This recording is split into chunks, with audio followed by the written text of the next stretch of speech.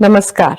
I'm grateful to all of you who have joined today to remember the 92nd anniversary of the Salt Satyagraha, which was the most illuminating and major non-violent protest movement led by Mahatma Gandhi in 1930 that garnered widespread support and drew considerable attention and became an inspiration for many movements worldwide. I thank the Indian Mission and the Indian Council of Cultural Relations for hosting this talk during the commemoration of the 75th anniversary of India's independence. On 5th April 1930, Gandhi Ji had said famously that I want world sympathy in this battle of right against might. What was the battle of right that he had waged? It was the world famous Salt Satyagraha, the civil disobedience movement that shook the world and established the power of non-violence.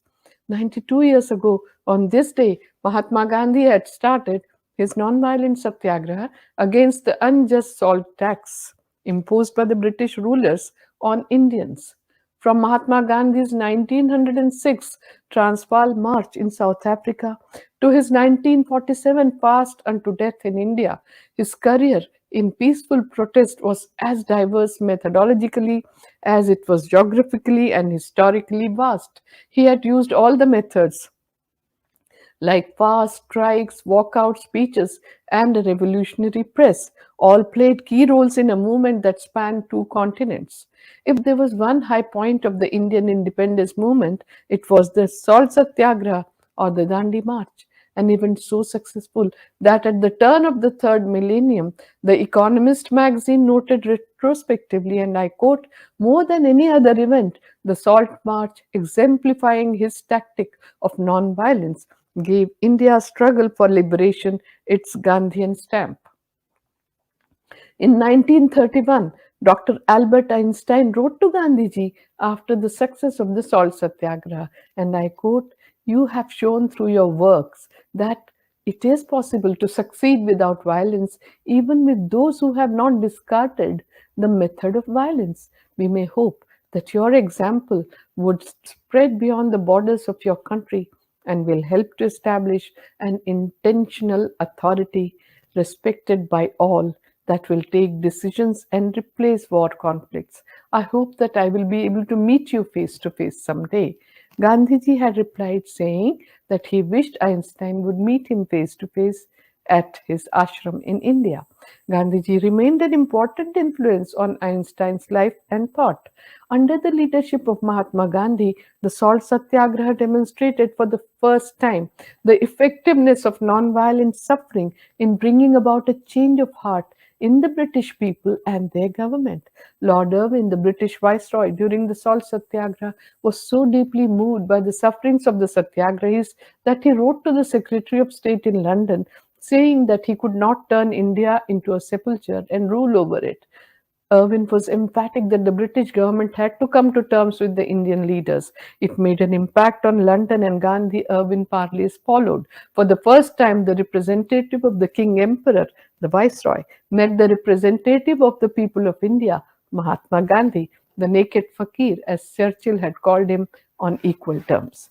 In a famous quote published in the Manchester Guardian, the well-known Indian Nobel laureate Rabindranath Tagore described the Salt Satyagraha campaign's transformative impact, and I quote, those who live in England far away from the East have now got to realize that Europe has completely lost her former prestige in Asia. For the absentee rulers in London, it was a great moral defeat. Salt production and distribution in India had long been a lucrative monopoly of the British since 1882. Through a series of laws, the Indian populace was prohibited from producing or selling salt independently, and instead, Indians were required to buy expensive, heavily taxed salt that often was imported. This affected the great majority of Indians who were poor and could not afford to buy it.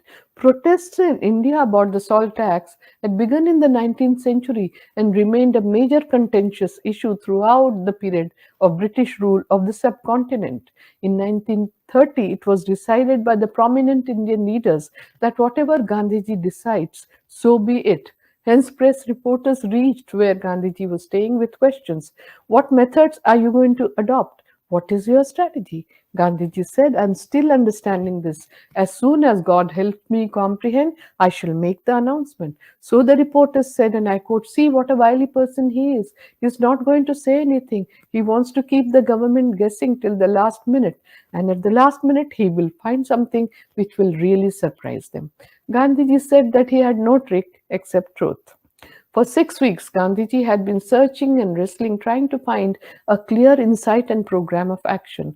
His associates became disturbed, but like a flash it came, and as you know, it was enough to shake the country from one end to the other. Gandhiji chose the salt tax as the issue on which to initiate the independence campaign. He could hardly have picked an issue which directly touched the lives of more people. The New York Times newspaper had been able to report that in England, the India crisis is not yet a topic of general conversation outside of political groups. And in India itself, millions of people know nothing about it. It was not long before nearly everyone in England, India, and the literate world knew what was happening. The chivalry of Gandhiji's nonviolence would not permit him to take advantage of a surprise attack. On 2nd March 1930, Gandhiji wrote a letter ultimatum to the Viceroy, Lord Irwin, which is probably one of the strangest letters a ruler ever received. In his letter, Gandhiji articulated action on 11 demands. Abolition of the salt tax was the fourth demand. Gandhiji had declared that he would break the salt act by marching from the Sabarmati ashram towards the Dandi seashore. He had addressed the British Viceroy in India, addressing the letter as Dear Friend. This was always a part of the Gandhian method. In his worldview, there were no enemies because he was fighting the evil of the system and not these individuals. It was delivered by Reginald Reynolds, a young British Quaker who was one of Gandhiji's disciples and stayed in the Sabarmati ashram from 1929 to 1930. Viceroy Lord Irwin chose not to reply to Gandhiji's letter. Instead, his secretary sent a four-line acknowledgement, and I quote, His Excellency regrets to learn that you contemplate a course of action which is clearly bound to involve a violation of the law and danger to public peace. When the British Viceroy rejected 11 demands Gandhiji had articulated as the essence of self-government in his letter, he decided to directly attack the salt law, which taxed staple of rich and poor alike and also outlawed the manufacture of one's own salt, as well as the purchase of untaxed domestic salt. In anguish, Gandhiji wrote, and I quote, On bended knees I asked for bread and received a stone instead. Prior to the salt satyagraha, there was a lot of discussion in the country about why Gandhiji chose such an issue. Outwardly, this may have seemed like previous satyagrahas. What then made the salt march so distinct and successful? And how can its lesson be borne out in our world 92 years later? Salt Satyagraha's success can be largely attributed to mass participation of people in a non-violent way and provided ample advance publicity. Gandhiji had ensured that the Salt Satyagraha would draw international attention. He let both domestic and foreign newspapers know about the purpose of this civil disobedience movement, and the latter's coverage became very important in gathering their support for India's independence movement. The media coverage even involved documentary filmmakers, a novelty at the time. Salt for Gandhiji was largely symbolic. By choosing salt as an issue, Gandhiji was showcasing the heartlessness of an empire that would tax something so basic and essential to the human diet. It served as a powerful symbol of a callous and cruel colonial exploitation, imposing burdens on the already poor millions. What was even more ridiculous, that salt could be made freely on the seashore, yet no Indian was allowed to make it. If ever a law could be unjust, here was one. Above all, given the essential nature of its use, this issue would cut across all areas of caste, creed, state, and language. Finally, it was a powerful issue for the Indian women struggling to feed her family. By making salt collection the central focus of his campaign, Gandhiji created possibilities of protest for people who otherwise had few political outlets, thus inviting hundreds of thousands to the struggle for Indian independence. The Salt March also made local participation straightforward, as it was easy for people to understand. Gandhiji urged people for recruiting followers and offer resistance to the British rule. At one point, so many people joined the campaign that the column of marchers extending behind Gandhiji reached a length of 2 miles. Gandhiji had said that salt satyagraha would generate power in the nation to enforce its will. Gandhiji once again proved that he was no mere saint like figure, but also a practical idealist and a superb strategist. This would prove to be his masterstroke, as it was a plan that was at once simple and brilliant. The salt satyagraha required detailed planning, and Gandhiji looked to his associates for their wise counsel and to take up the leadership in his absence in case he was arrested. Gandhiji left the final decision of the strategy, prior preparedness, and route map through Gujarat, the largest salt producer in India, to his most pragmatic colleague Sardar Vallabhbhai Patel. Sardar Patel toured the state, consulted with colleagues, and finally chose Surat, the district that had given him the title of Sardar. As the salt satyagraha progressed, people realized that the decision was not emotive but very strategic. Sardar Patel not only determined the route of the march, but through his own conduct had also shown the sacrifice that would be needed for the national movement. During his travels across the main centers that Gandhiji's march was to pass through, he spoke to the people and taught them fearlessness. The government found this hard to bear. Sardar Patel and his people chose Dandi seashore in the Arabian Sea to end the salt satyagraha. The marchers would have walked for more than 3 weeks to reach Dandi and would pass through main districts of Gujarat. The time frame was important to give a momentum to the agitation. The march would have a day halt in one village and spend the night in another.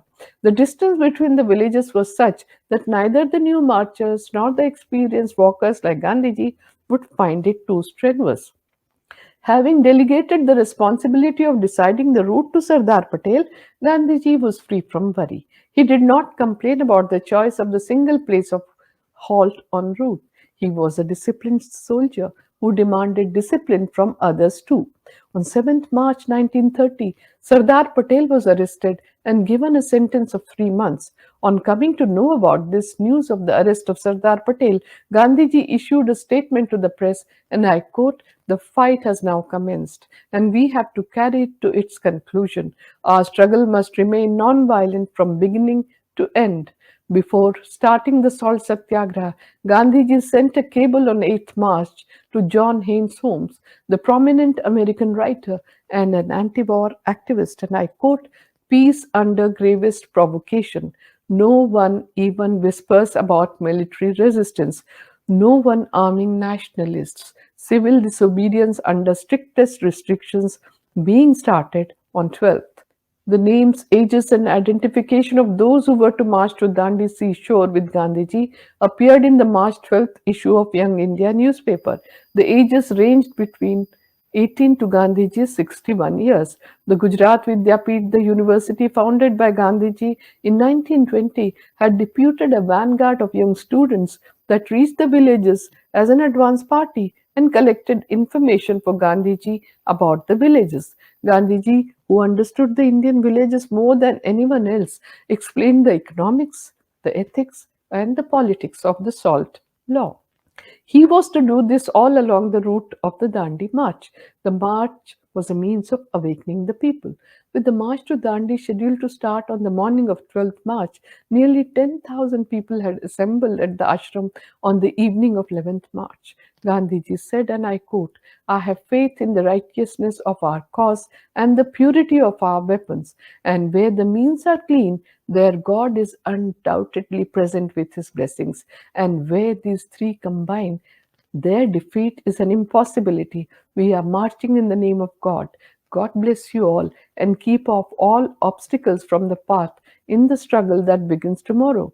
But you and I can return here only after winning Swaraj, or you and I must die in the attempt. The struggle may last a month, a year, or many years, but there is no question of returning to the ashram while the struggle continues. The morning of 12th March saw vast throngs of humanity moving towards the ashram. By 6 a.m., the whole route to the ashram and the Illis Bridge was lined with people. Buntings and flags decorated the route. At 6:30 a.m. sharp, Gandhiji, followed by a batch of 79 ashram inmates marching in rows of three, issued out of the ashram. Speaking in the evening at a gathering, he urged everyone to make salt and sell it from place to place after he broke the law first. It was a struggle of millions, and millions must offer themselves as sacrifice to win Swaraj or independence. The Satyagrahis, led by Gandhiji, covered the distance of 241 miles through Dandi, stopped in 48 villages, and reached Dandi village on 5th April. The group walked in the early morning, rested during the hottest part of the day, and walked that evening destination in the late afternoon. At nights, they slept at village inns instead of in private homes. That way, there would be no retaliation against the homeowners who might welcome them. Gandhiji and the fellow marchers walked an average of 12 miles a day on dusty roads in the hot month. The villagers along the way provided food and shelter.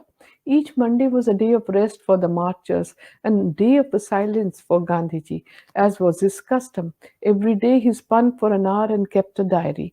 Each ashramite was required to do likewise. The marchers did not carry a single flag or banner. Gandhiji walked fast, but he increased his speed further to save himself from the rising dust and those wanting to touch his feet. Three film crews captured this walk, and Gandhiji's fast paced walk became legendary. On 5th of April, Gandhiji and the fellow marchers reached Dandi village. Abbas Tayyabji, his daughter Rehana Tayyabji, and Sarojini Naidu, the prominent freedom fighters, with a host of others, were there to receive Gandhiji. In the Dandi village, thousands of people had gathered that morning of 6th April. Speaking to the people, Gandhiji said that at the age of 61 he had decided to undertake this march, and through it he wanted to spiritually and politically arouse people.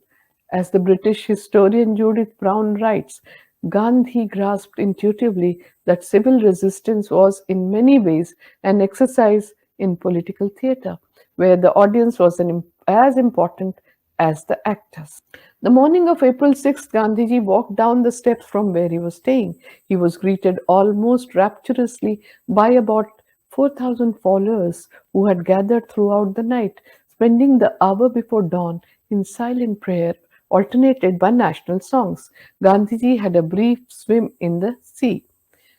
Gandhiji broke salt law in the early hours of the morning of 6th April as he stooped down, scooped up a handful of sand and salt water, and returned to where he was staying with a broad smile on his face. Shortly afterwards, the volunteers, armed with spades and buckets, received orders to carry on and proceeded in military formation to a neighboring creek where the salt deposits were thicker than on the beach.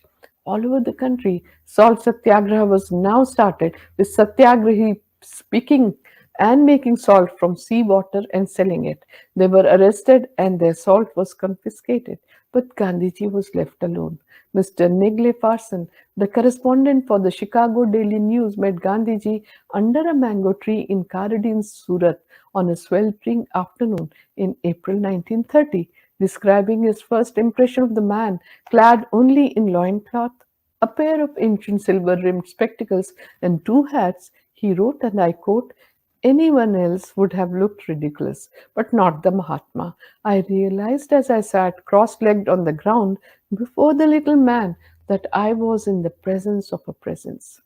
On May 4th, 1930, Gandhiji wrote to Lord Irwin, Viceroy of India, explaining his intention to raid the government's Dharasana salt works. At 12:45 a.m. in the night of May 4th to 5th, heavy steps were heard. 30 Indian policemen, armed with rifles, pistols, and lances, two Indian officers, and the British district magistrate of Surat invaded the leafy compound. A party of armed constables entered Gandhiji's hut, and the English district magistrate informed that he had come to arrest him. There was no trial, no sentence, and no fixed term of imprisonment. The arrest took place under an ordinance. Foreign correspondents witnessed the arrest, and Negle Fasin asked Gandhiji, "Have you any farewell message, Mr. Gandhi? Tell the people of America to study the issues clearly and to judge them on their merits." Gandhiji replied, "You have no bitterness or ill feeling towards anyone?" Ferguson questioned. "No, none whatsoever," answered the holy man. "I have long expected to be arrested." Abbas Tayyabji had taken up the leadership of the Satyagrahis after Gandhiji's arrest. He himself was arrested on 12th May along with Gandhiji's wife Kasturba Gandhi. Sarojini Naidu then stepped into the breach along with Maulana Abul Kalam Azad and set about organizing the raid. Sarojini Naidu led the first raiding party to Dharasana salt works on 16th May till they were stopped by the solid wall of the police. Sarojini Naidu and her companions sat down in the scorching sun in the sand. After 28 hours of this peaceful confrontation, the police threatened to arrest Sarojini Naidu. She retired to the volunteers' camp to arrange for more groups to march to the depot. The others were then removed by the police. After her arrest, the police led a severe lathi charge on the Satyagrahis, many of whom were badly hurt. They continued the whole day. Sarojini Naidu was later released. The mass civil disobedience of the salt laws in the meantime continued with full vigor throughout the country. Arrests, convictions continued, and many important leaders were imprisoned. As the salt satyagraha progressed in the country, 300,000 people broke the salt law all over India, and 60,000 people were imprisoned. 1,362 newspapers covered the news. William Lawrence Shearer, the famous American journalist, had spent a considerable amount of time with Gandhiji. Shearer asked Gandhiji how he was able to rock the foundations of the British Empire. The reply was, and I quote, "by love and truth. In the long run, no force can prevail against them." Shearer's graphic reporting of the salt satyagraha brought to the notice of the world about the barbarity of the British rulers, and the world woke up to the power of nonviolence and satyagraha. The New York Times editorialized that whereas Britain had lost America on tea, it was losing India on salt. Time magazine put Gandhiji on the front cover of its January 4th, 1931 issue as the Man of the Year. In April 1953, Dr. Albert Einstein had said, and I quote, "It is a history of India's peaceful struggle for liberation under Gandhi's guidance. All that happened there came about in our time under our very eyes." Gandhiji's philosophy for nonviolent action overpowered the British government, and his actions influenced civil rights movements around the world, like the Defiance Campaign against apartheid laws in South Africa in 1952, US Civil Rights Movement in 1963, Cesar Chavez and the Delano grape strike in California in 1965, Baltic Revolution in 1995, Arab Spring in Egypt and Jasmine Revolution in Tunisia, and many more.